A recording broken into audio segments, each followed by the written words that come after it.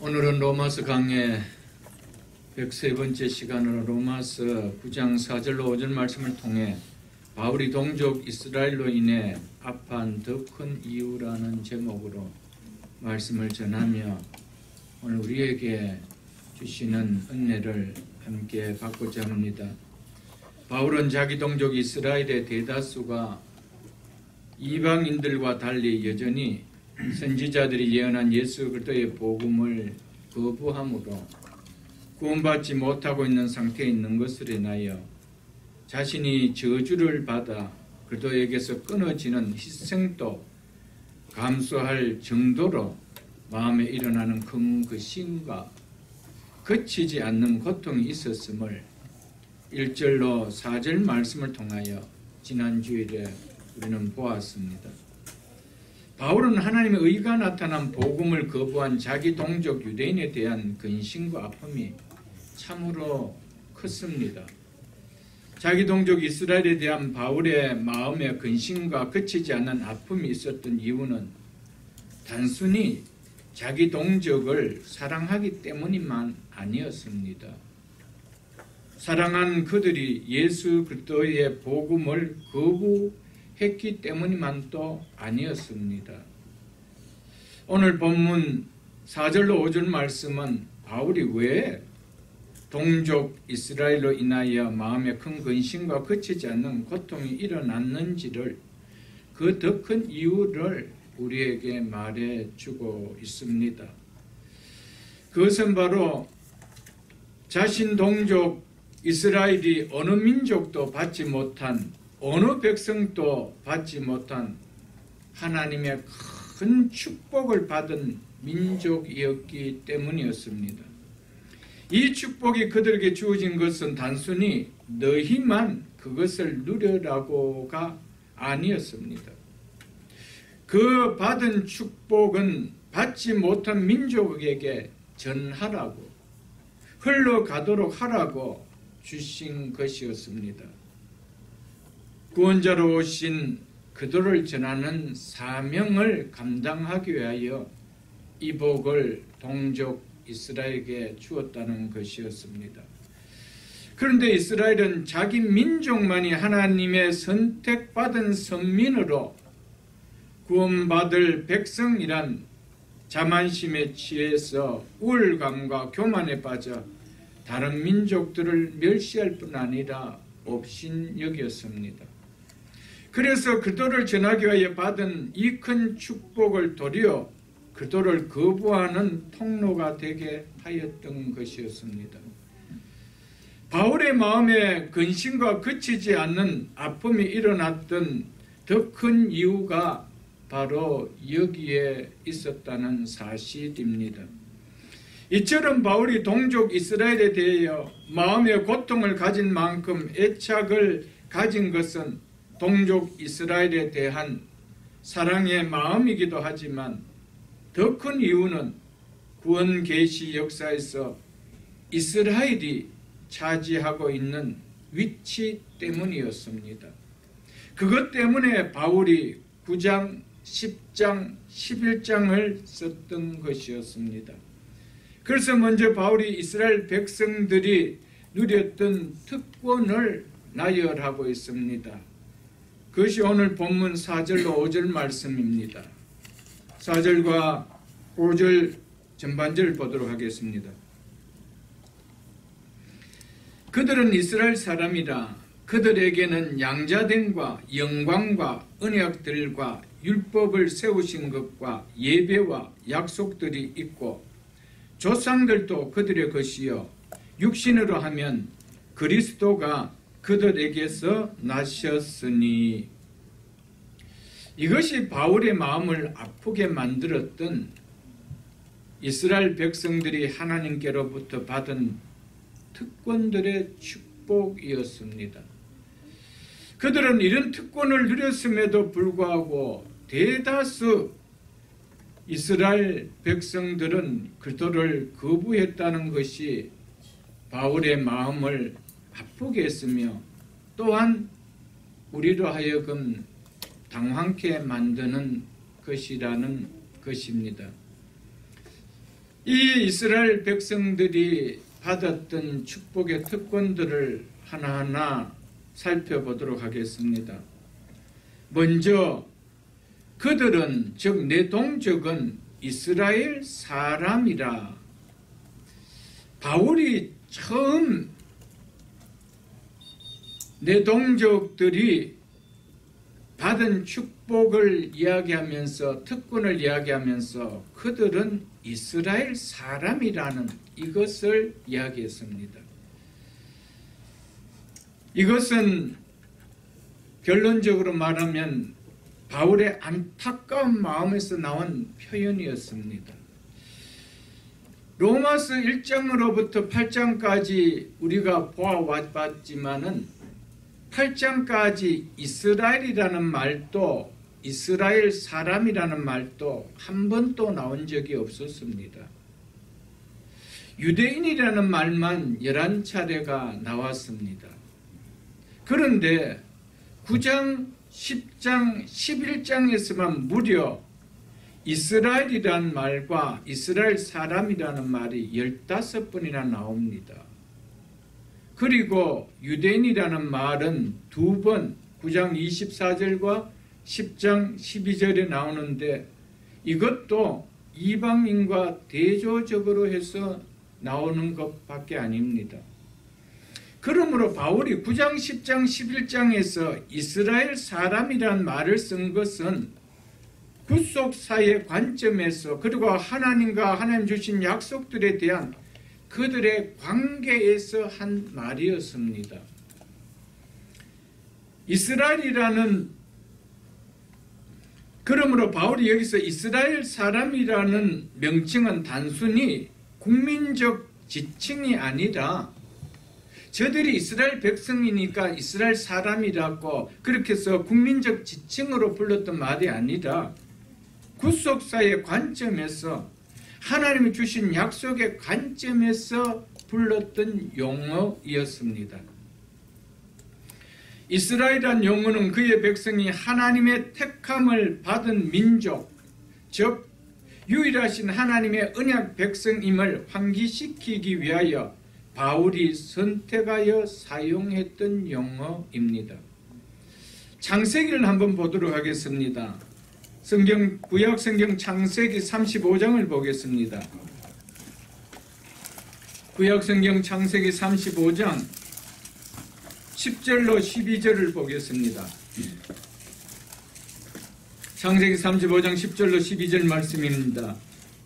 하나님이 그에게 이르시되 내 이름이 야곱이지만은 내 이름을 다시는 야곱이라 부르지 않겠고 이스라엘이 내 이름이 되리라 하시고 그가 그 이름을 이스라엘이라 부르시고 하나님이 그에게 이르시되 나는 전능하신 하나님이라 생육하며 번성하라.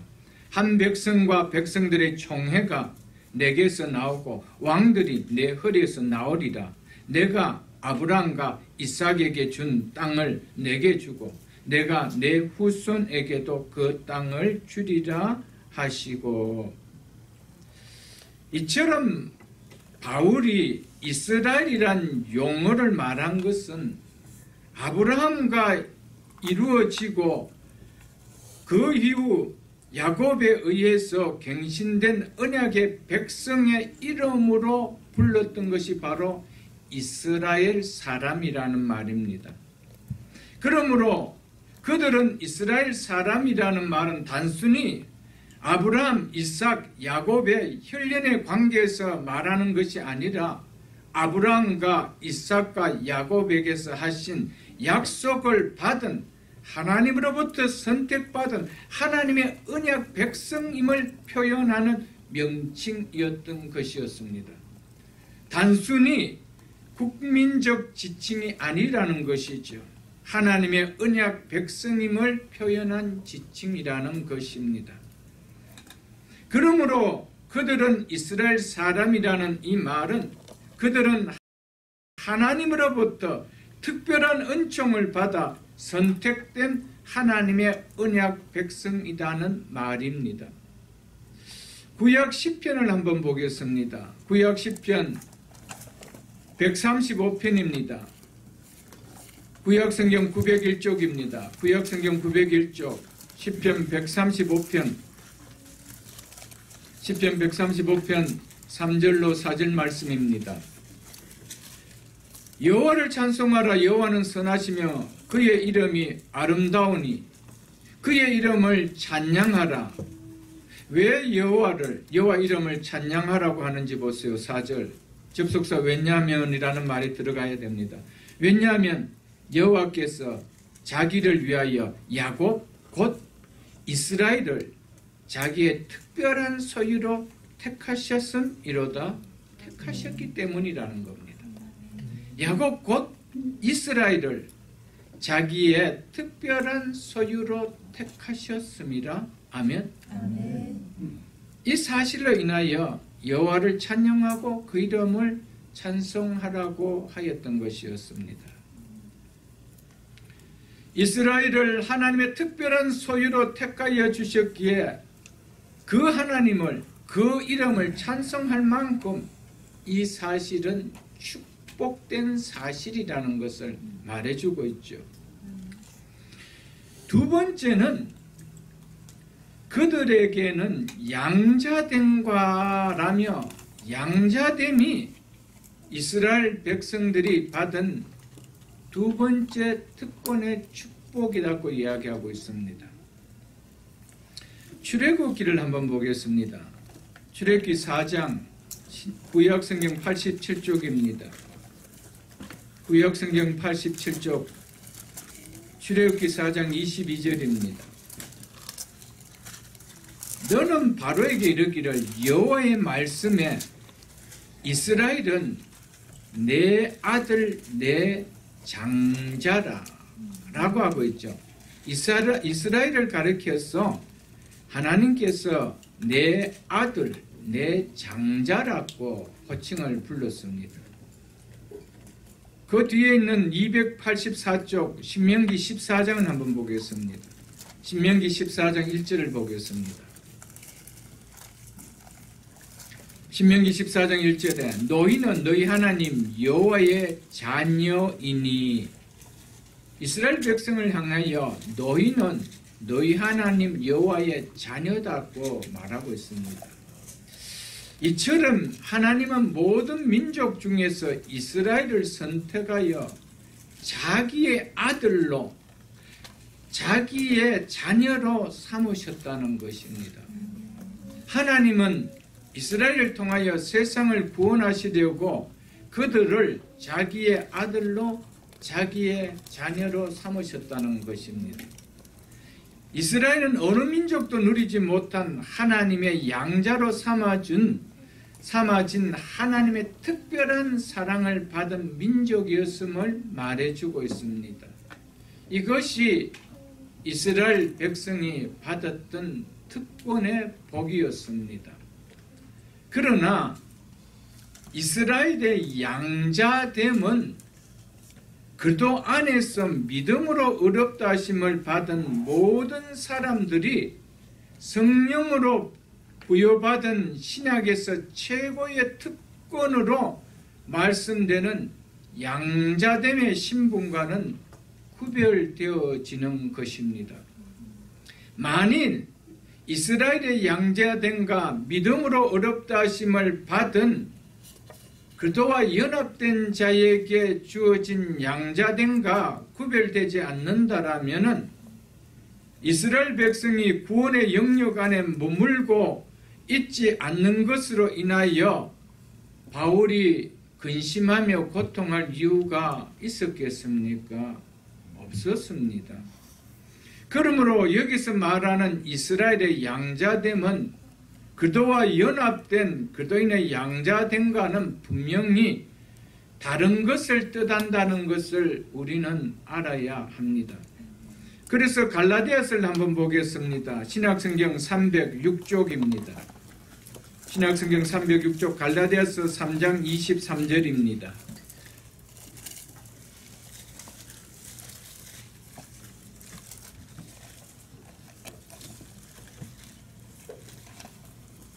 갈라디아서 3장 23절 믿음이 오기 전에 우리는 율법 아래 매인바 되고 계시될, 즉 장차 계시될 믿음의 때까지, 즉 믿음이 나타날 때까지 갇혔느니라.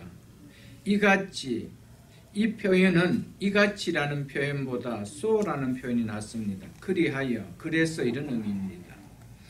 율법이 우리를 그리스도께로 인도하는 초등교사가 되어 우리로 하여금 믿음으로 말미암아 어렵다함을 없게 하려 함이라.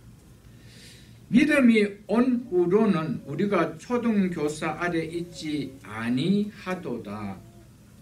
이처럼 구약에서 이스라엘은 하나님의 자녀였지만 어디까지나 후견인의 양육의 돌봄이 필요한 어린아이의 자녀인 것을 말해주고 있습니다.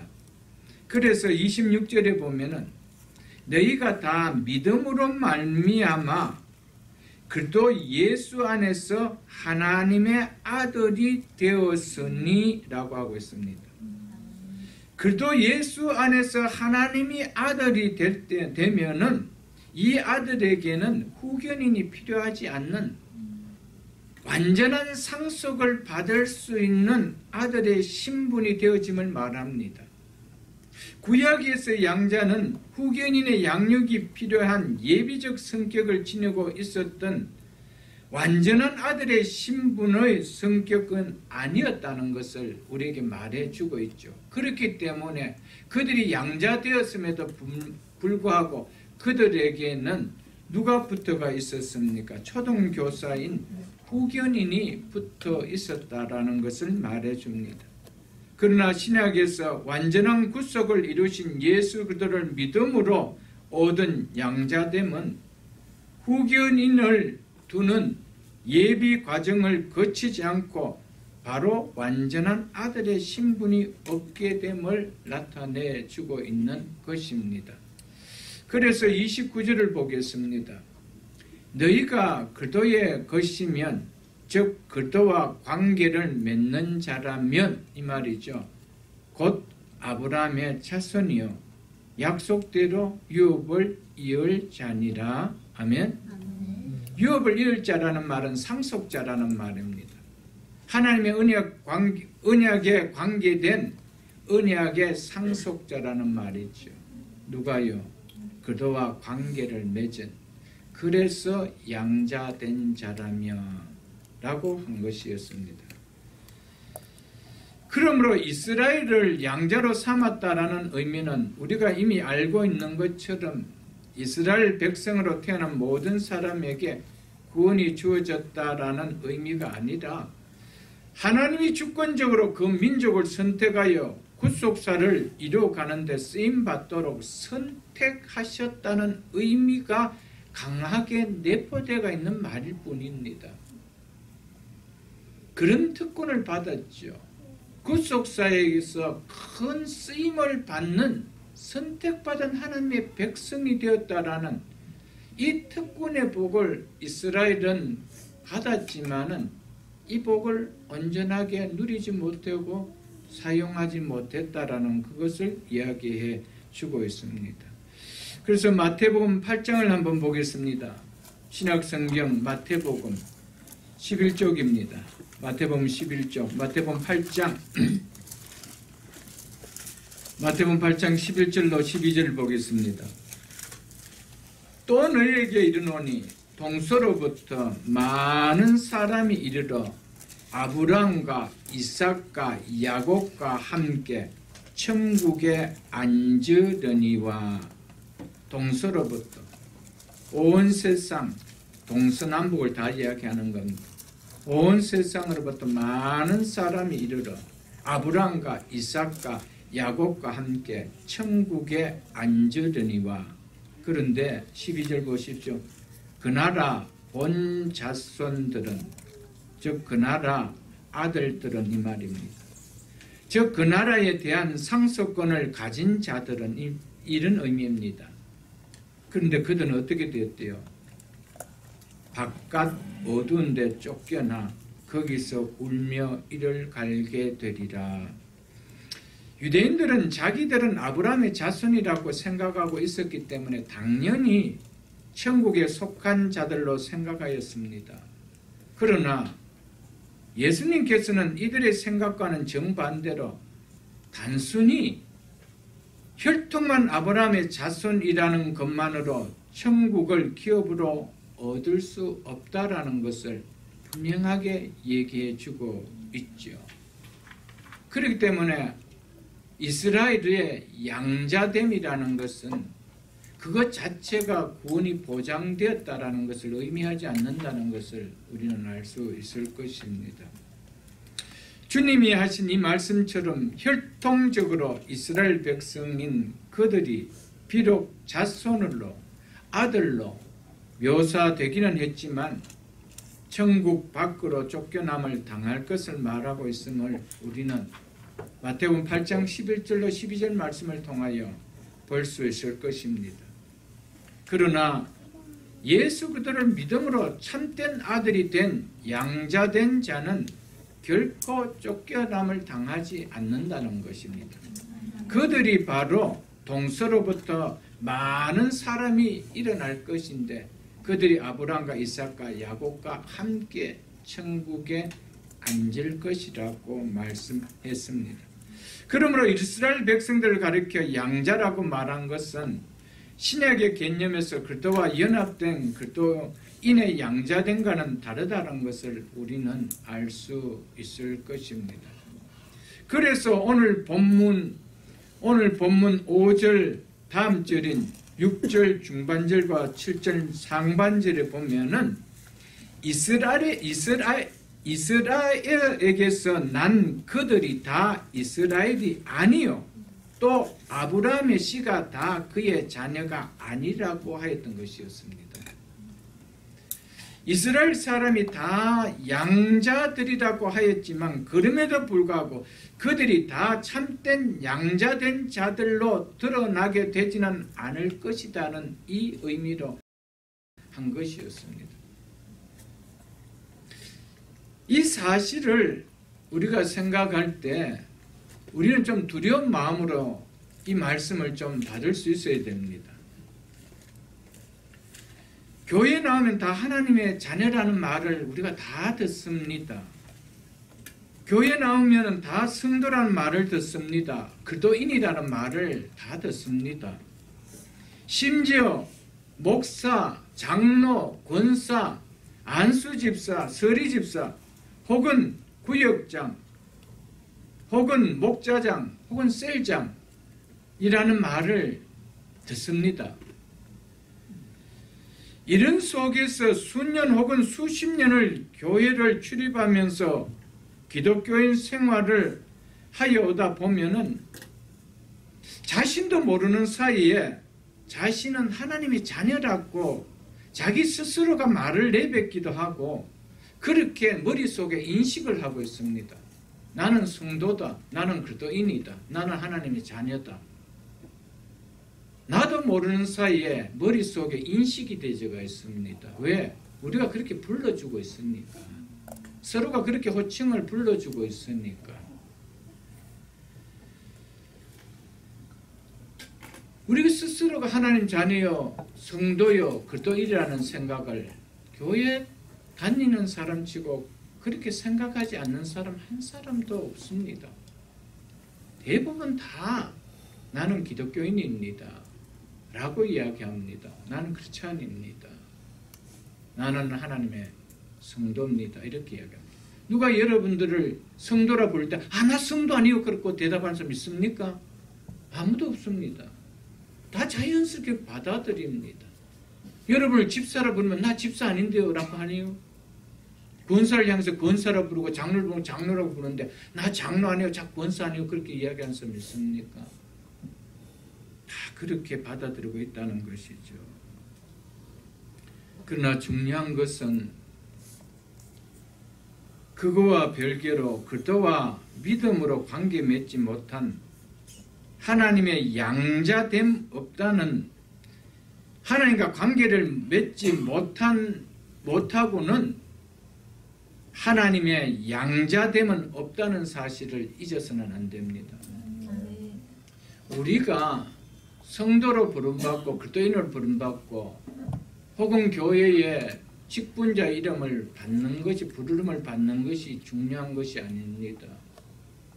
수년이라는 시간이 지나면서 자연스럽게 내가 예수 그리스도와 관계를 맺고 있는지는 한 번도 생각해 보지 않습니다. 그 관계는 한 번도 생각해 보지 않고 교회 속에 있는 이 공동체 안에서 일어나는 문화에 익숙해져 버리는 관계로 나도 모르는 사이에 나는 하나님의 자녀가 된 것처럼 여길 때가 많다는 것이죠. 그런데 이스라엘에게서 난 그들이 다 이스라엘이 아니요 아브라함의 씨가 다 그의 자손이 아니라는 사실, 그들이 다 참된 양자된 자들로 드러난 것이 아니라는 사실을 우리는 기억할 수 있어야 됩니다. 우리가 늘 확인해 봐야 될 것은 신앙생활이라는 것은 관계입니다. 관계. 예수를 믿는 순간에 관계가 맺어집니다. 첫 번째로 맺는 관계가 생명의 관계입니다. 예수를 맺으면 내 속에 생명이 들어옵니다. 누구의 생명이 들어옵니까? 예수 그리스도의 생명이 들어오는 거예요. 그러면 내 속에 그분의 생명이 있는지, 그래서 그분과의 내가 관계를 맺고 있는지를 확인해야 되는 거예요. 근데 내 삶 속에는 예수 그리스도가 없어요. 교회 나와서 목사님이 이야기하면 그런 명칭이 떠오르지, 내가 일주일간 삶 속에 그분과의 관계가 한 번도 맺어져 본 적이 없어요. 여러분, 이것이 중요하단 말이에요. 내가 관계가 맺고 있느냐는 거예요. 여러분들, 이 관계가 확인되어야 되는 것이죠. 나 수년 교회 다니는데요, 그거 아닙니다. 여러분, 그게 중요한 것이 아니에요. 근데 수년을 교회 다녔지만 여러분, 수년을 은행을 출입한다고 해서 내 어카운트에 돈이 한 푼 없는데 은행에 출입한다고 내 어카운트에 돈이 들어오나요? 내게 돈이 생기나요? 아무 관계가 없는 거예요. 내가 어카운트에 돈이 들어온 것은 나와의 관계입니다. 관계. 여러분, 생명을 누리는 것은 그분과 나의 관계입니다. 관계. 이 관계를 맺고 있는 거냐는 거예요. 집사가 그 관계를 맺어주는 거 아니에요. 여러분들, 교회에서 하나님의 자녀로 불러준다고 해서 그 관계가 맺어지는 것이 아니에요. 그 관계는 내가 예수 그리스도를 믿을 때입니다. 아멘. 내가 죄인됨을 믿고 그분만이 나를 죄에서 구원해줄 구원자라는 믿을 때 그 관계가 형성되어진다는 것이죠. 아멘. 나는 나의 죄인됨도 믿어지지 아니하고 그분 나의 구원자인 것도 믿어지지 않는데 무슨 관계가 맺어져요. 여러분들, 아무리 교회에서 하나님 자녀라 불러줘도요, 직분자라 불러준다 하더라도 그것은 진정한 그도 안에서 맺어진 생명의 관계인 하나님의 자녀인 양자됨은 아니라는 사실을 우리는 오늘 말씀을 통하여 좀 기억할 수 있기를 주님의 이름으로 축복합니다.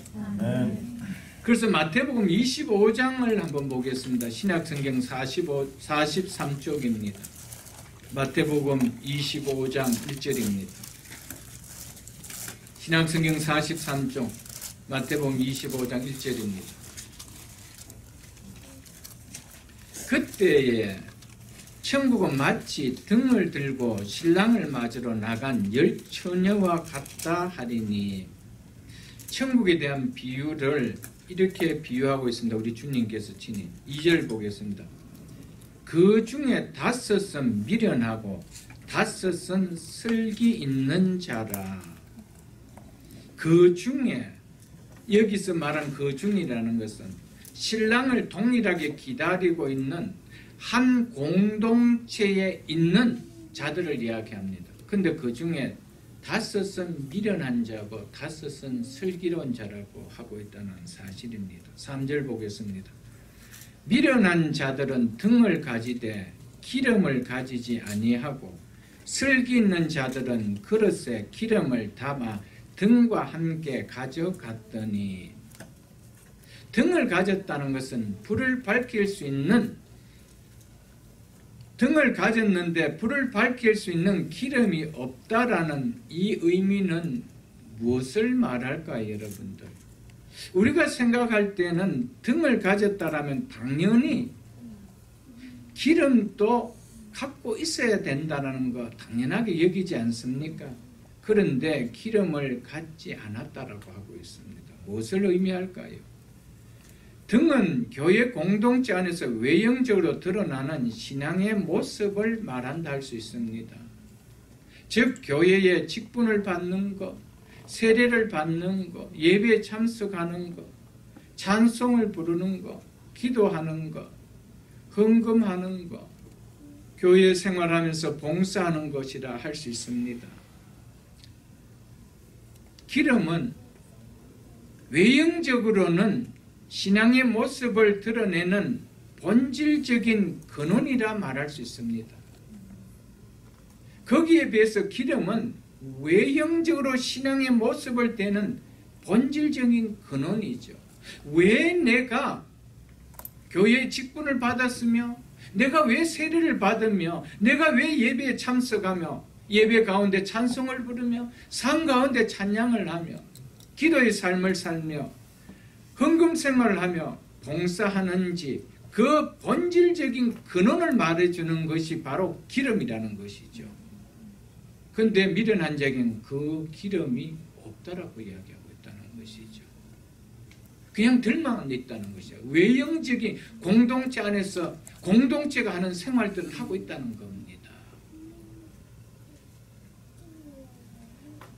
기름은 바로 성령으로 말미암아 내 안에 일어난 믿음을 말합니다. 내가 절대적으로 완전한 죄인임을 깨닫고 죄인의 구원자신 예수 그리스도를 온전히 믿는 그 믿음을 말합니다. 그 믿음이 등을 갖게 만든다는 것이죠. 그래서 등을 가졌다라면 기름을 아니 준비할 수가 없다는 것이죠. 여러분, 불은 무엇으로 밝혀집니까? 기름 때문에 밝혀지는 것이죠. 등은 불을 밝히는 도구입니다.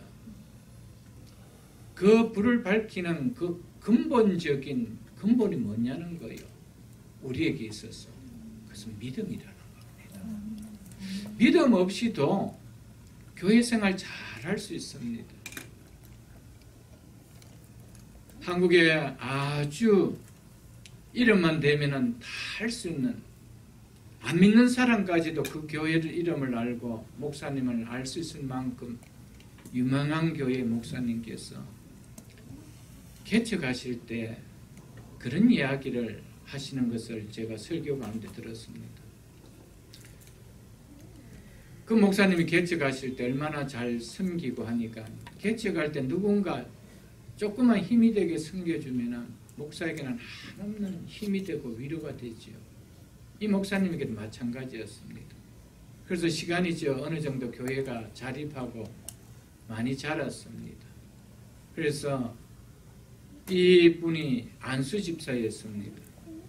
그래서 때가 되어 장로를 세워야 되겠다는 마음을 갖는데, 근데 목사님 마음에는 한 구석에 이분은 참 교회를 잘 섬기고 봉사를 열심히 했는데 정말 예수님을 믿고 있을까 하는 궁금증이 생기기 시작했습니다.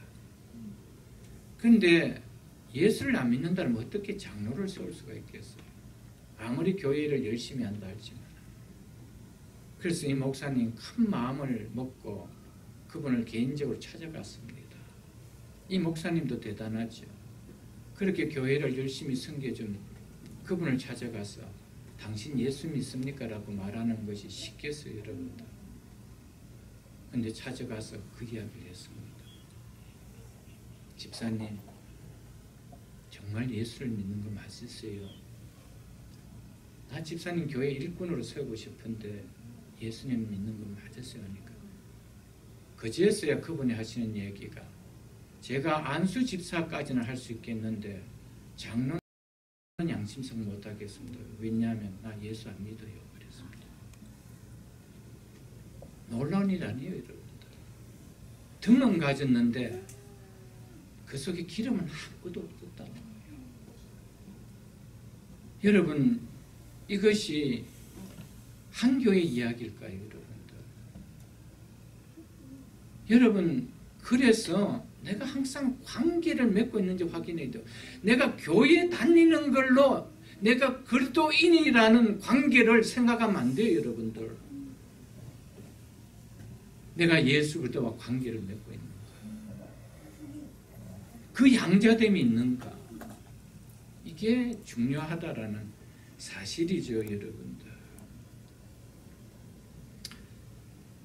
여러분, 그래서 5절에 이렇게 말씀하고 있죠. 신랑이 드디어 오므로 다 졸며 잘세 밤중에 소리가 나되 보라 신랑이로되 맞으러 나오라 하며 이에 처녀들이 다 일어나 등을 준비할세 미련한 자들이 슬기 있는 자들에게 이르되 우리 등불이 꺼져가니 우리 등불이 꺼져가니.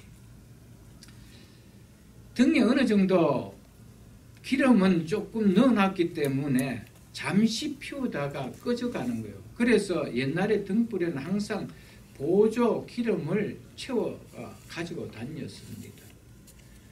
그래서 등불이 꺼지게 되는 기름이 준비되지 않는 등이라는 이 말은 마지막 주님이 오실 때 그 등은 외형적으로 보인 교회 생활은 결코 믿음과 결부된 것이 아니라는 것을 말해줍니다. 이 말은 히브리서 10장 39절에 우리는 뒤로 물러가 멸망할 자가 아니요 오직 영혼을 구원하며 이름을 믿음을 가진 자라는 말과 같은 의미입니다. 우리는 뒤로 물러가 멸망에 빠질 자가 아니에요, 여러분들. 우리의 등불은 시간이 되면 꺼져들이는 등불을 가진 자가 아니라 이 말이에요, 여러분들. 우리는 끊임없이 타오르는 등불을 가진 자라는 사실입니다. 믿으십니까, 여러분? 이 말씀 누가복음 8장 13절에 뿌리가 없어 잠깐 믿다가 시련을 당할 때 배반한 자요라는 이 말씀과 같은 의미입니다. 등불이 꺼져가니. 여러분, 등불이 왜 꺼지고 뿌리가 왜 없을 수가 있으며 왜 믿다가 뒤로 물러가 멸망으로 빠질 수가 있나요, 여러분들? 그것이 믿음인가요? 그런데 교회 안에 외형적인 것은 다 합니다. 특별히 조그마한 이런 사이즈가 적은 개척교회 같은 곳에 여러분 오게 되면은 얼마나 많이들 열심으로 외형적인 일들은 합니다. 그러나 중요한 것이 뭐냐는 거예요. 그것을 하게 하는 근본적인 나에게 이유가 근원이 있느냐는 거예요. 이게 중요하죠, 여러분. 등불이 들고 있다라면 기름이 있어야 된다는 사실입니다, 여러분들. 그래서 너희 기름을 좀 나누어 달라 하거늘. 믿음은 누구에 의해서 빌릴 수 있는 것이 아니라는 것을 이야기합니다. 믿음은 전적으로 내 개인적인 내 소유로 내가 간직하고 있어야 됩니다. 누구에게 빌릴 수 있는 것도 아니에요. 당신 믿음 좀 빌려줘. 그럴 수 있는 것이 아니에요. 자식들아 믿음 좀 빌려줄래? 이렇게 할 수 있는 것이 아니에요, 여러분들. 아버지 나 믿음 좀 빌려주세요. 할 수 있는 것이 아니에요. 믿음은 전적으로 내가 가져야 되는 거예요. 내가 소유해야 되는 거예요. 9절 슬기 있는 자들이 대답하여 이르되 우리와 너희가 쓰기에 다 부족할 거 아니에요. 차라리 파는 자들에게 가서, 여기서 파는 자들이라는 것은 복음 전하는 자들을 나타내죠. 여러분, 복음 전하는 자들에게 복음 들을 수 있는 기회에 이 복음으로 믿음을 갖지 못한다면 때가 되었을 때 복음 듣는 자에게 그 복음을 들을 기회도 없습니다. 있을 수가 없다라는 것이죠. 그래서 그들에게 가서 너희 쓸 것을 가져라. 너희 쓸 것을 사라 하니 이것이 뭡니까? 믿음을 가져라는 말이 아니에요, 여러분. 그때 가서 듣고 믿음을 갖는다라면 너무 투레이드 아니에요. 그 많은 세월 무엇하다가 다 보내고 이제 믿음이 소중함이 깨달아지고 나니까 이제 내가 믿음을 좀 가져야 되겠다. 그것은 너무 투레이시, 너무 늦은 거예요. 여러분, 복음을 들을 수 있는 기회가 주어지고 시간이 주어질 때 그때 믿음을 가지십시오. 여러분. 불현듯 우리에게 우리의 마지막 종말을 구하는 주님이 찾아오시기도 하고 주님이 우리의 생명을 거두시기도 합니다. 그때 너무 늦어요. 그때 내 등불은 꺼져가는 등불이라면 너무 늦다는 것이죠.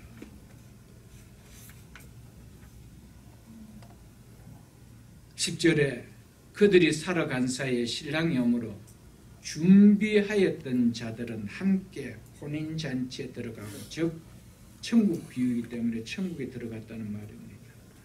그리고 문은 닫힌지라. 기회가 끝난 후에 이후에는 아무런 이제 소용이 없을 것입니다. 이미 천국 문이 닫힌 이후에, 내 생명이 끝난 이후에, 그래서 그 문으로 이제 들어갈 수 없는 상황 속에서는 아무리 후회해봐요. 그 후에는 투레이시라는 거예요. 그래서 11절에 그날에 남은 처녀들이 와서 이르되 주여 주여 우리에게 문을 열어주소서라고 하죠.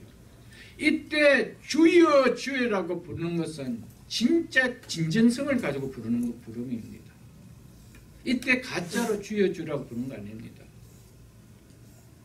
그러나 이때는 이미 늦은 겁니다. 이때는 주님이 있는다는 것을, 주님이 계신다는 것을 알았습니다. 내 인생에 주님이 있다는 것을 알았습니다. 그때는 투레이십니다. 여러분, 생명이 끝나고 여러분 우리가 천국문이 닫힌 그 상황, 어두운 데 쫓겨나서 그때 주여 주여 부르는 그때 진정한 고백을 지금 부르면 어떨까요? 지금 고백하고 살면 어떨까요? 언젠가는 반드시 고백하게 되어 있습니다. 그 사실을 여러분 빌립보에서 한번 볼게요. 여러분들 빌립보서 2장을 제가 찾아드리겠습니다. 319쪽입니다. 신약성경 319쪽 빌립보서 2장입니다. 9절을 제가 읽어드리겠습니다. 이러므로 하나님이 그를 예수 그리스도를 지극히 높여 모든 이름 위에 뛰어난 이름을 주사 하늘에 있는 자들과 땅에 있는 자들과 땅 아래 있는 자들로 모든 이름을 예수의 이름에 꿇게 하시고 모든 이름으로 예수 그리스도를 주라 시인하여 하나님 아버지께 영광을 돌리게 하셨느니라. 아멘. 지금 돌리지 않아도 반드시 언젠가는 그 이름을 주라고 고백하며 영광 돌리게 되어 있다는 겁니다. 하나님은 당신의 피조물을 통하여 영광을 안 받으신 분이 아닙니다. 반드시 받게 되어 있습니다. 그러나 이때는 너무 늦다는 것이죠. 이때는 너무 늦은 거예요. 여러분, 그때 예수 그리스도의 이름을 주라고 고백하면서 주여 주여 문을 좀 열어달라고 하는 그 간절한 주님을, 예수 그리스도를 나의 주로 고백한다라면 지금 고백하십시오. 지금 간절한 믿음을 가지십시오. 지금 양자됨의 축복을 누리십시오. 여러분들.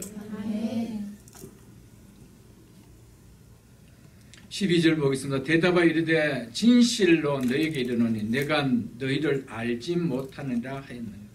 주여 주여 하는데 주님 좀 문 열어주면 어떡해요? 진정성으로 문을 두드리는데, 여러분 노아 방주의 문이 닫혔을 때 그 홍수로 인하여 물에 함몰되어 가던 그들이 어떻게 노아 방주의 문을 두드렸겠어요? 진심으로 두드렸습니다. 진정으로 두드렸습니다. 가식이 아니었습니다. 이때 주여 주라고 부르는 것은 진정으로 부르는 소리입니다. 여러분 그럼에도 불구하고 내가 너희들 알지 못하노라 하는 매몰차 예수님의 모습을 볼 수가 있죠. 13절 그러면서 예수님께서 우리에게 주십니다. 교훈을 그런즉 영적으로 깨어있으라. 아멘. 너희는 그날과 그때를 알지 못하느니라. 언제 주님이 오실지 아니면 언제 여러분과 저의 생명을 하나님이 거둬가실지 아무도 알지 못합니다. 시간이 있다라고 생각하지 마십시오. 여러분. 내가 교회에 다니니까 목사님 나를 하나님의 자녀라 성도라 집사라 불러주니까 안 올 수 있다. 먼저 내가 예수 그리스도와 어떤 관계를 맺고 있는가, 생명의 파이프라인을 내가 맺고 있는가, 이걸 내가 점검해야 된다는 것이죠. 여러분 이것을 생각한다면 우리의 신앙을 늘 돌아봐 줍니다. 영적으로 많이 깨어있을 수가 없죠. 여러분. 사랑하는 성도 여러분, 두 번째 양자됨을 통하여 우리에게 주신 교훈을 깊이 받을 수 있기를 주님을 축복합니다. 아멘. 세 번째는 영광과라고 하고 있죠. 여기서 영광, 세키나라는 히브리 말은 이 구약에서 영광이라는 말은 세키나입니다. 여기서 나온 말입니다.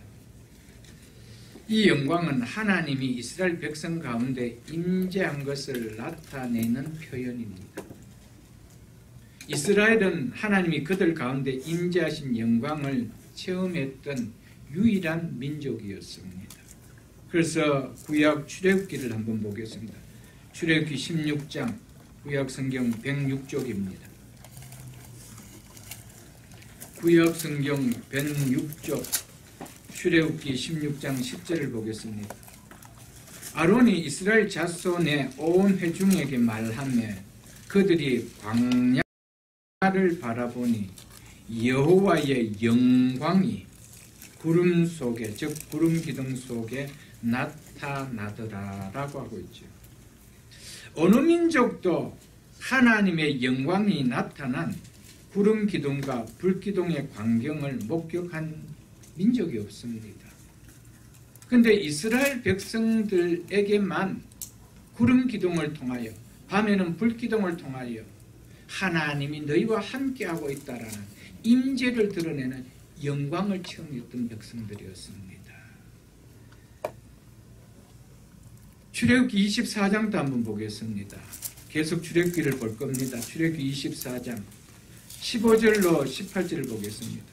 모세가 산에 오르매 구름이 산을 가르며 하나님의 영광이 시내산 위에 머물고 구름이 엿새 동안 산에 가리더니 일곱째 날에 여호와께서 구름 가운데서 모세를 부르시니 산 위에 여호와의 영광이 이스라엘 자손의 눈에 명렬한 불같이 보였고 모세가 구름 속에 들어가서 산 위에 올랐으며 모세가 40일 40야를 산에 있으니라 라고 하고 있습니다.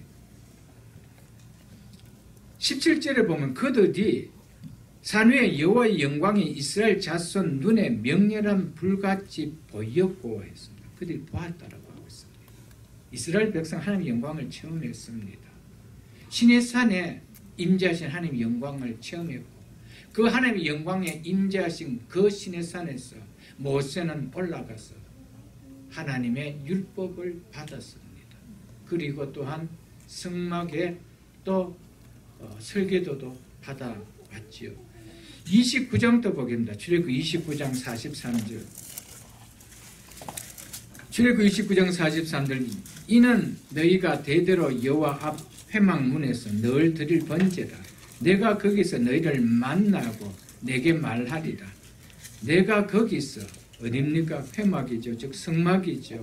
성막에서 이스라엘 자손을 만나리니 내 영광으로 말미암아 회막이 거룩하게 될지라. 아멘. 내 영광이, 하나님의 영광이 어디에 머물렀다라고 하고 있습니다. 성막 위에 머물렀다고 얘기하고 있습니다. 40장도 보겠습니다. 출애굽기 40장 33절로 35절 보겠습니다. 출애굽기 40장 33절로 35절. 그는 또 성막과 제단 주위 뜰에 포장을 치고 뜰 문에 휘장을 다니다. 모세가 이같이 역사를 마치니 구름이 회막에 덮이고 여호와의 영광이 성막에 충만하며 모세가 회막에 들어갈 수 없었으니 이는 구름이 회막 위에 덮이고 여호와의 영광이 성막에 충만하였더라. 아멘. 구름이 회막 위에 덮이고, 이 구름은 이스라엘 백성들이 광야 생활할 때 하나님의 영광이 나타났던 그 구름이었습니다. 동일한 구름 기둥과 동일했던 그 구름이었습니다. 그리고 시내산을 덮었던 그 구름이었습니다. 그래서 이는 구름이 회막 위에 덮이고 여호와의 영광이 성막에 충만하였더라라고 했습니다. 이스라엘 백성들은 어느 민족도 경험하지 못한 하나님의 임재하심의 영광을 체험했습니다. 하나님은 우리의 육신으로 나타나서 보이게 하실 수가 없습니다. 보는 순간 우리의 죄인들은 죽을 수밖에 없기 때문에. 그래서 하나님은 구름 가운데 임재하셔서 그렇게 영광을 드러내셨다는 것이었습니다. 열왕기상 3장도 보겠습니다. 열왕기상을 보겠습니다. 열왕기상 8장을 보겠습니다. 524쪽입니다. 524쪽. 열왕기상 8장 10절로 11절을 보겠습니다. 성막뿐만 아니라 이스라엘 백성들이 이제 가나안 땅에 들어가서 성전을 지었을 때도 보십시오. 제사장이 성소에서 나올 때에 구름이 여호와의 성전에 가득하며 제사장이 그 구름으로 말미암아 능히 서서 섬기지 못하였으니 이는 여호와의 영광이 여호와의 성전에 가득 있었더라. 가득함이었더라. 아멘. 여러분, 여호와의 영광이 여호와의 성전에 가득했다라고 성경은 말하고 있죠. 그러니까 이스라엘 백성들은 광야뿐만 아니라 광야 40년뿐 아니라 가나안 땅에 들어왔었어도 성전을 갖고 있을 동안에 그들은 하나님의 영광을 보았던 자들이었습니다. 체험했던 자들이었습니다. 이스라엘은 이처럼 어느 민족도 경험하지 못한 하나님의 영광을 누리는 특권을 가진 민족이었습니다. 이스라엘은 하나님의 영광이 함께하였던 참으로 영광스러운 특권을 가진 민족이었습니다. 이 놀라운 하나님의 영광을 목격하며 살아온 민족이었지만 영광의 실체가 그들 가운데 실체로 나타났을 때 그들은 그 영광을 배척해버렸습니다. 요한복음을 보겠습니다. 1장을 보겠습니다. 신약성경 142쪽입니다.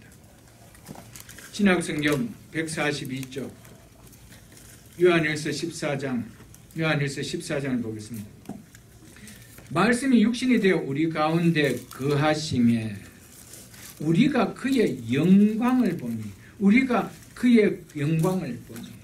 말씀이 육신이 되어 우리 가운데 거하시는 그분의 영광을 우리가 보니 이 말이죠.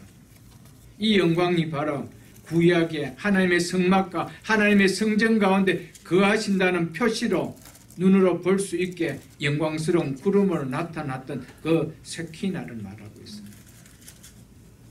그 영광이 이제는 말씀이 육신이 되어 즉 사람이 되시어 우리 가운데 계셨다는 것이죠.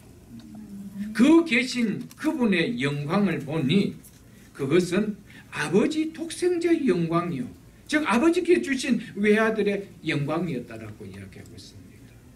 그래서 하나님의 영광이 직접 인간이 볼 수 있는 육신의 몸으로 입어 나타나신 사건이 바로 예수님의 성육신의 사건이었습니다. 그는 은혜와 진리가 충만하더라라고 했죠. 영광스러운 하나님의 존재가 더 확실하게 드러난 사건이자 표시가 바로 예수님이 사람이 되어오신 예수님의 성육신 사건이었습니다. 그런데 영광이 실체로 드러나셔서 나타나실 때 이스라엘 백성들은 하나님의 영광을 성막과 성전에서 목격했던 그들이었지만 그 예수를 배척해 버렸습니다. 그러니까 바울의 마음이 얼마나 안타까웠겠어요. 네 번째는 이스라엘 백성들이 가진 특권의 축복은 바로 언약들이었습니다. 하나님께서 이스라엘을 선택하사 스스로 그 백성들에게 너희를 모든 사람에게 하나님의 구원을 가져오는 통로로 사용하실 민족으로 삼으시겠다고 하셨습니다. 그것이 하나님께서 이스라엘 자손과 맺으신 언약의 본질이었습니다. 하나님께서 이스라엘 백성과 맺은 언약이 여러 번 되풀이 반복했기 때문에 언약들이라고 복수로 사용했던 것이었습니다. 언약을 맺었다는 것은 특별한 관계를 맺었다 이 말입니다. 이처럼 이스라엘 백성들은 하나님과 특별한 관계를 맺는, 언약을 맺는 그런 특권을 누렸던 자였다는 것을 말해주고 있습니다. 하나님은 어느 민족과도, 이 세상에 어느 민족과도 언약을 맺은 적이 없습니다. 이스라엘은 하나님 특별한 언약을 받았던 유일한 민족이었습니다. 이런 복을 누렸던 자들이었습니다. 그래서 신약성경 에베소서 2장을 한번 보겠습니다. 신약성경 312쪽입니다. 신약성경 312쪽 에베소서 2장 12절 보겠습니다. 그때는 허물과 죄로 죽었을 때를 이야기합니다. 2장 1절에 보면 허물과 죄로 죽었던 너희들을 이야기하며 영적으로 죽어 있을 때였습니다. 그때 너희는, 즉 이방인이었던 너희는 그래도 밖에 있었고 이스라엘 나라 밖의 사람이라, 이스라엘 사람이 아니었다는 것이죠. 하나님과 관계가 맺어진 사람이 아니었다는 것이죠. 이스라엘 나라 밖의 사람이라. 그 다음 보십시오. 약속의 언약들에 대해서는 외인이요 라고 하고 있죠. 바울은 언약들과 약속들을 함께 묶어서 약속의 언약들이라고 했습니다. 왜냐하면 이것은 이스라엘 백성들만 누릴 수 있었던 특권이었기 때문이었습니다. 그렇기 때문에 그 결과 이방인들은 어땠대요? 세상에 소망이 없었고 하나님도 없던 자였다라고 하고 있죠. 바울은 이방인들은 이러한 일들을 함께 나누지 못한 사람이 있기 때문에 이스라엘 백성과는 확연하게 다르게 그때 너희는 이스라엘 나라 밖의 사람이며 약속의 언약에 대해서는 외인이라고 하였던 것이었습니다. 우리는 이제 이런 이방인인 우리가 이제 어떻게 됐습니까? 하나님의 양자가 되고 진정한 이스라엘이 되고 약속의 언약의 백성이 된 거 아닙니까, 여러분? 우리는 이제 세상에 소망 없는 자는 아니고 그래서 산 소망을 가진 자가 되었습니다. 우리는 하나님 없는 자가 아니고 이제는 하나님을 아버지라고 부르는 아들이 된 자라는 사실입니다. 얼마나 큰 축복이었습니까? 우리는 이스라엘의 사람들이 아니었습니다. 언약 백성들이 아니었습니다. 우리는 양자됨을 받은 자도 아니었습니다. 우리는 언약에 대해서 외인들밖에 아니었습니다. 이런 자를 언약의 백성으로 삼아주고 양자되는 아들로 삼아주고 세상에 가장 살아있는 소망을 가진 자로 삼아주었고 하나님을 아버지라 부를 수 있는 자녀로 삼아주었다는 것 얼마나 축복입니까? 그런데 이것을 바라볼 때 바울은 이스라엘 백성은 그들을 배척함으로 이 누렸던 이 모든 특권과 복을 잃어버리게 되었다는 것입니다. 그래서 바울의 마음이 그렇게 안타까웠던 이유가 거기에 있었습니다. 사랑하는 성도 여러분, 우리의 자녀들, 믿는 부모로부터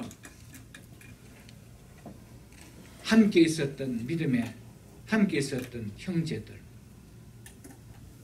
이 복을 함께 누릴 수 있어야 되는데 어떤 이들은 이 복을 버리는 경우가 있죠.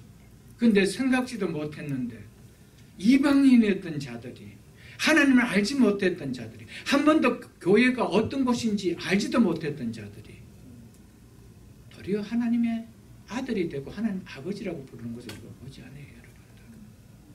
누가 복 있는 자예요? 누가 진정한 복 있는 자예요? 이런 모든 복을 누릴 수 있는 특권을 가졌던 이스라엘 백성들의 이 복을 다 버릴 때 바울은 마음이 찢어질 것 같이 아팠다는 것이죠. 그래서 내 마음에 큰 근심과 그치지 않은 고통이 있었다고 한 이유가 여기에 있었습니다.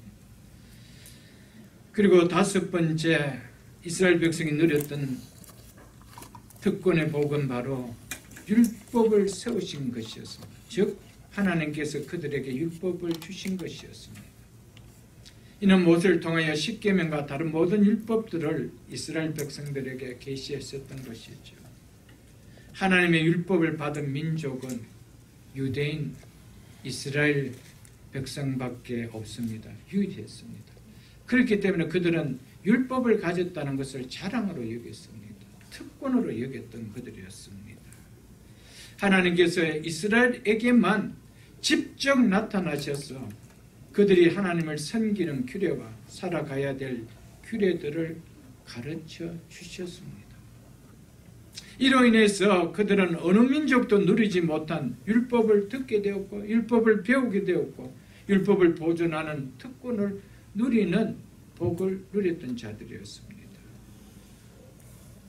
그런데 그 율법을 주신 의미와 목적을 그들은 잃어버리고 비본질적인 형식적인 것에만 취하다 보니까 율법을 주신 그 목적을 통하여 예수 그리스도를 만나게 해주셨는데 율법을 통하여 구원받으려고 했기 때문에 그들은 결국 구원에 이르는 자리에 이를 수가 없게 되었던 것 아닙니까? 그리고 여섯 번째는 그들이 가졌던 특권은 예배였습니다. 예배화라고 하고 있죠. 히브리서 9장 1절을 보겠습니다. 361쪽입니다. 361쪽 히브리서 9장 1절을 보겠습니다.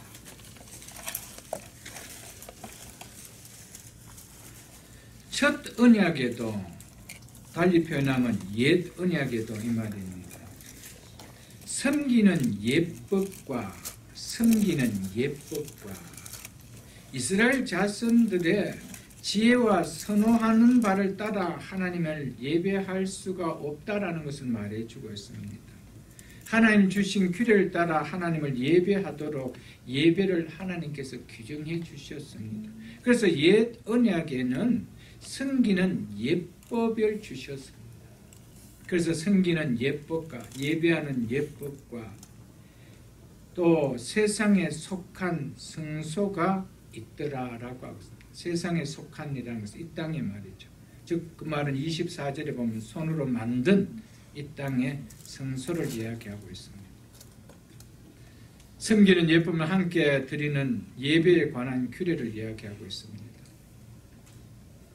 첫 언약에도 옛 언약에도 이에 대한 완벽하고 거룩하게 규정되어 있습니다.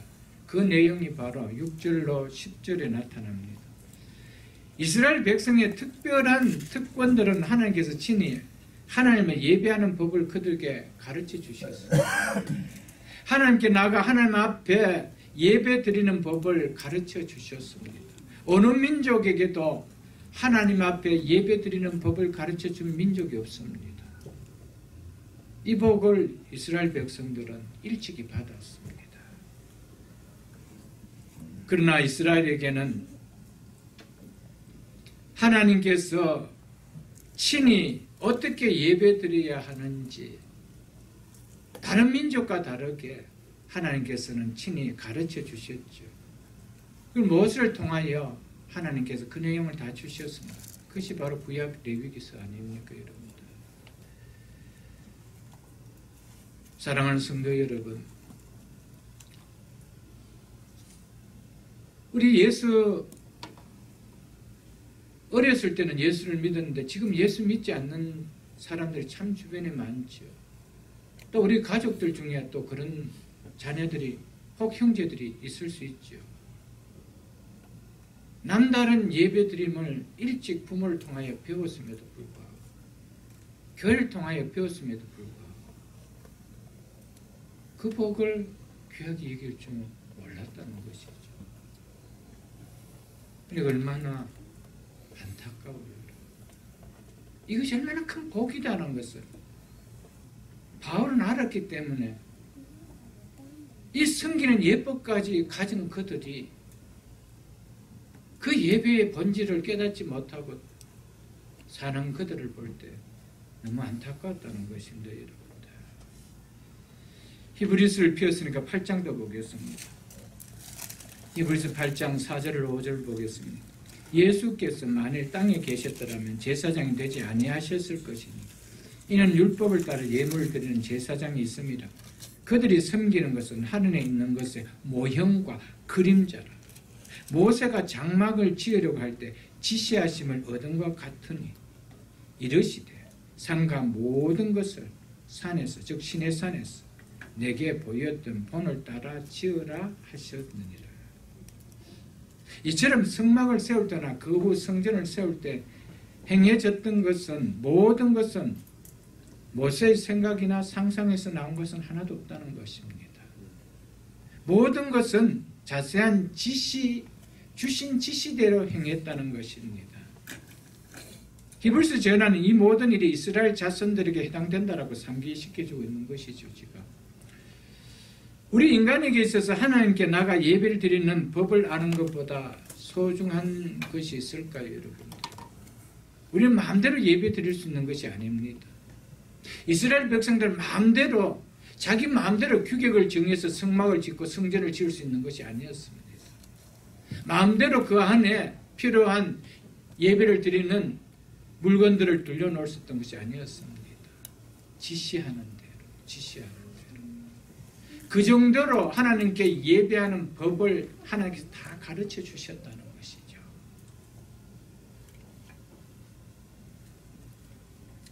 죄를 속할 제물의 피와 우리를 대신할 제사장이 없이는 하나님께 예배할 수 없다는 것이 하나님을 섬기는 구약의 예법이었습니다.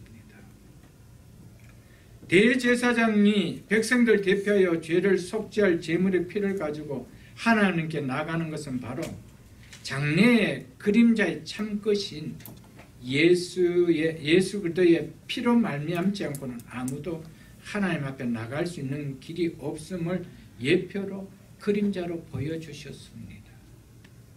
그래서 하늘에 있는 모형과 그림자라고 했는데 이스라엘 백성들은 모형을 끝까지 붙들고 살았습니다. 실체가 오셨을 때 예수 그리스도의 피를 가지고 나갈 생각을 하지 아니었습니다. 그들은 여전히 짐승의 피로 나가는 것밖에 몰랐습니다. 얼마나 불쌍해요. 그래서 히브리서 10장을 보겠습니다. 히브리서 10장 19절로 20절에 이렇게 말씀하고 있습니다. 그러므로 형제들아 우리가 예수의 피를 힘입어 성소에 들어갈 담력을 얻었나니 그 길은 우리를 위하여 휘장 가운데로 열어놓으신 새로운 살 길이요 휘장은 곧 그의 육체니라. 옛날에는 성막과 성전에는 대제사장들이 1년에 한 번 짐승의 피를 가지고 그 성소에서 지성소로 들어가려면 휘장을 제치고 안으로 들어가야 됩니다. 휘장이 있기 때문에 들어갈 수가 없었습니다. 그런데 이제는 예수의 피로 말미암아 휘장이 거쳐졌다라고 이야기하고 있습니다. 휘장이 찢어졌다라고 이야기하고 있습니다. 그 휘장은 누구를 가리킨대요? 곧 육체니 그의 예수 그리스도의 육체라고 이야기해요.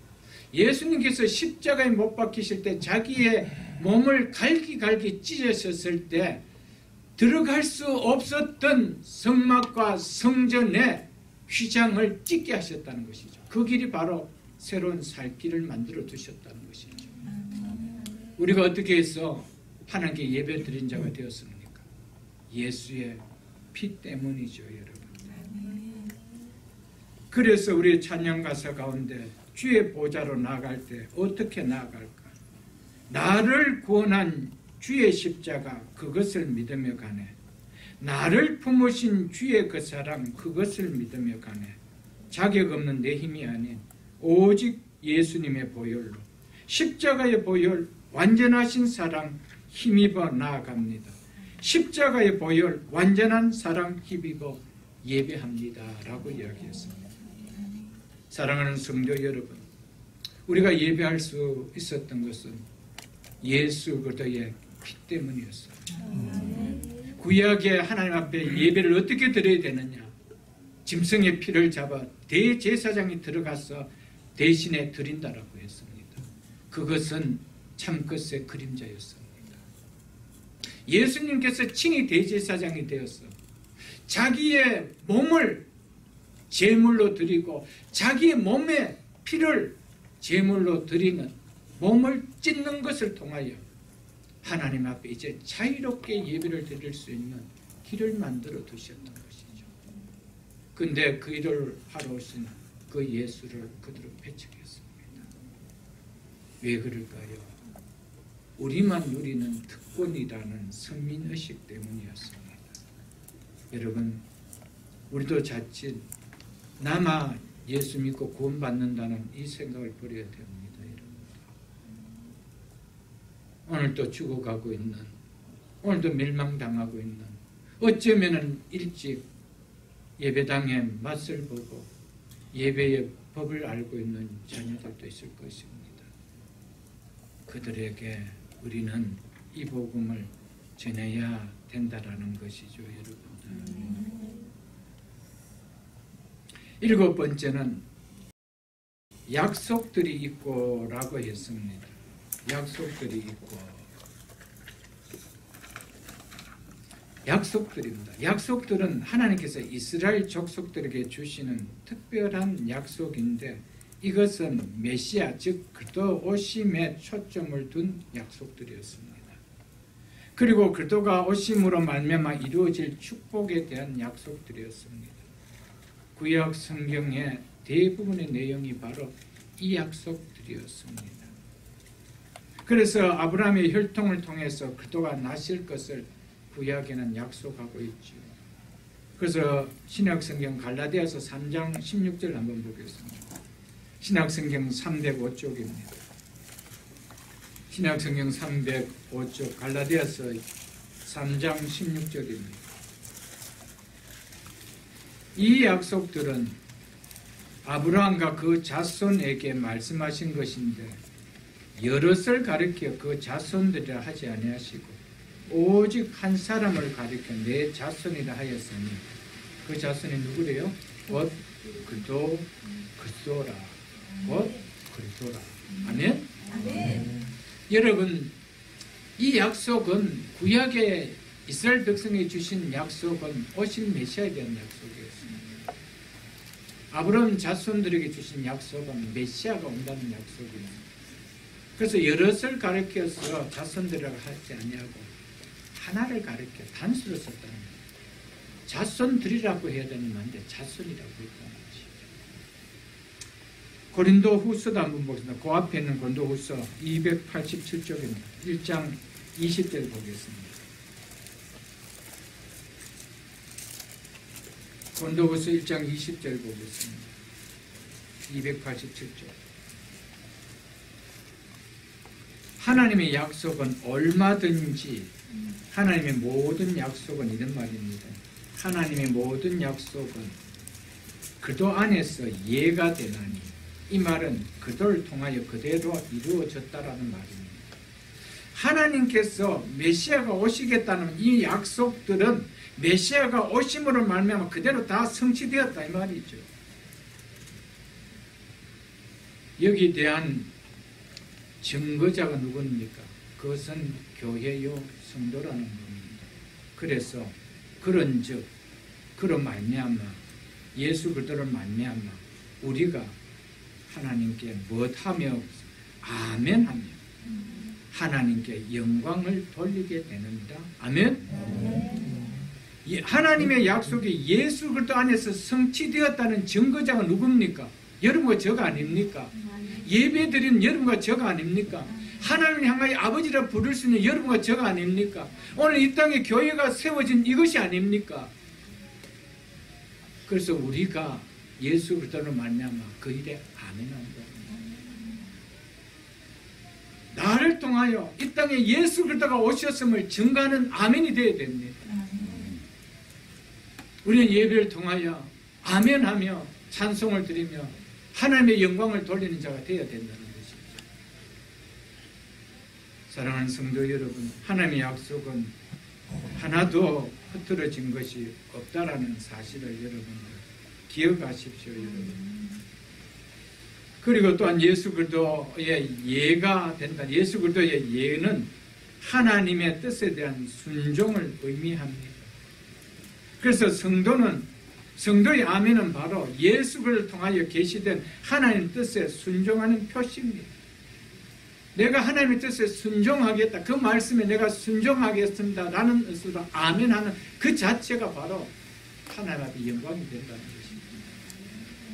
여러분 지금까지 예배를 드리면서 여러분들이 예배를 드리는 횟수가 얼마나 됩니까? 예배 가운데 얼마나 아멘을 통하여 하나님께 영광을 돌려본 적이 있습니까?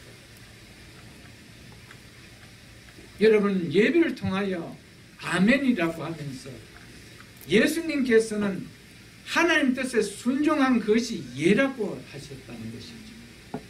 그렇기 때문에 하나님 뜻에 그는 고난과 고통을 감수하고 또 그 십자가 지는 순종을 다 이루셨습니다.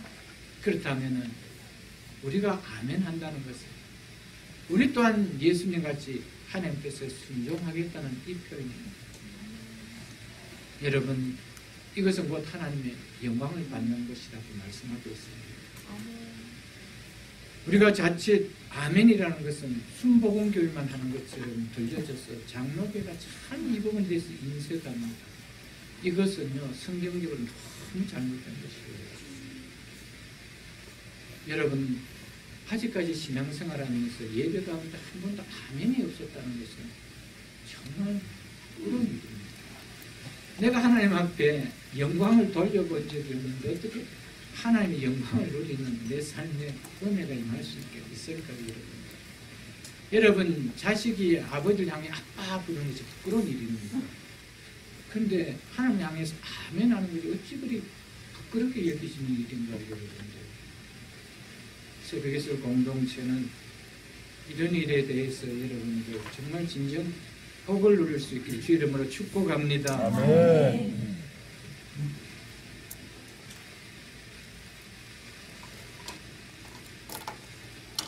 이처럼 오실 예수를 통하여 이루어질 약속들이 이스라엘 백성들에게 주어졌는데 그런 이런 복을 받고도 그도가 약속대로 오심에도 불구하고 믿지 못하고 거절했던 걸로 통해서 바울은 그 마음이 심히 아팠다고 했던 것이었습니다.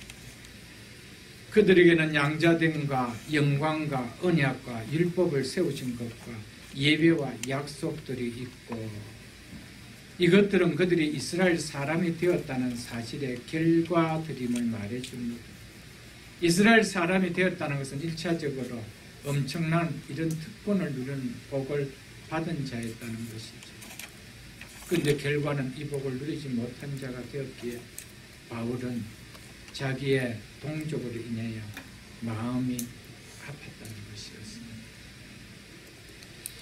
5절을 보고 말씀을 맺겠습니다. 8번째는 조상들도 그들의 것이요 육신으로 하면 그리스도가 그에게서 나셨으니 라고 하고 있죠. 8번째는 조상들도 그들의 것이라는 사실입니다. 여기서 바울이 말하는 조상들은 아브람, 이삭, 야곱 그리고 더 나아가 요셉, 모세, 다윗 다 포함되는 말들입니다. 이 조상들은 이스라엘 언약적 역사의 전개와 특별한 관계를 가진 자들이었습니다.